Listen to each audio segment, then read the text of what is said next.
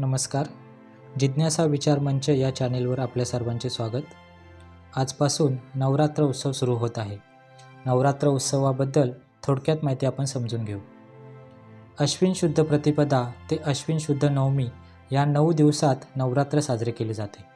अश्विन महिन्यात शरद ऋतू सुरू होतो म्हणून याला शारदीय नवरात्र असेही म्हणतात. भारतात सगळीकडे नवरात्र विविध प्रकारे साजरे केले जाते. आपल्याकडे साधारणपणे नवरात्राच्या पहिल्या दिवशी घटस्थापना केली जाते.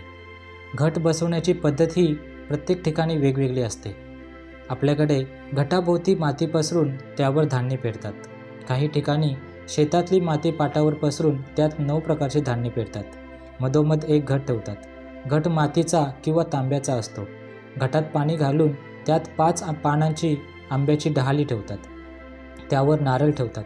घटाला रोज झेंडूच्या किंवा तिलाच्या फुलांची एक माळ बांधतात व रोज एक माळ वाढवत नेतात. घटाजवळ 9 दिवस सतत दिवा तेवत ठेवला जातो. घटस्थापना म्हणजे नवरात्राचा पहिला दिवस. अश्विन शुद्ध प्रतिपदा ते अश्विन शुद्ध नवमी हा नवरात्राचा कालावधी. 10व्या दिवशी दसरा असतो.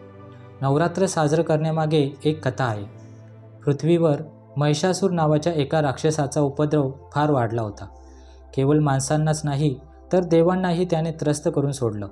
इंद्राचं राज्यही त्याने बळकावलं. शेवटी सगळ्या देवांनी ब्रह्मा, विष्णू, महेशाला साकडं घातलं. या देवांनी आपापल्या अंगी असलेल्या वेगवेगळ्या शक्ती एकत्र करून एक देवी निर्माण केली. महिषासुराचा नाश करण्यासाठी त्यांनी तिला पाठवलं. 9 दिवस 9 रात्री घनघोर युद्ध झालं. अखेर देवीनं महिषासुराचा वध केला. या पराक्रमाचं प्रतीक म्हणून 9 दिवस हा उत्सव आपण साजरा करत असतो. या 9 दिवसात देवीच्या 9 रूपांचीही पूजा केली जाते. या देवीचे 9 अवतार पुढील प्रमाणे आहेत. शैलपुत्री, ब्रह्मचारिणी, चंद्रघंटा, कुष्मांडा, स्कंदमाता, कात्यायनी, कालरात्री, महागौरी आणि सिद्धिदात्री. विविध ठिकाणी नवरात्र साजरं करण्याची पद्धत वेगळी असली तरीही आदिशक्तीचीच पूजा आहे. दृष्ट प्रवृत्तींवर सुष्ट प्रवृत्तींनी मिळवलेल्या विजयाचं हे प्रतीक आहे आणि सृष्टीचं अखंड वरदान मिळत राहावं म्हणून मनोभावे केलेली ही प्रार्थना आहे. काल बदलला, आधुनिकतेचं पुढचं पर्व आलं तरी नवरात्र उत्सव साजरा होतच राहणार आहे. धन्यवाद.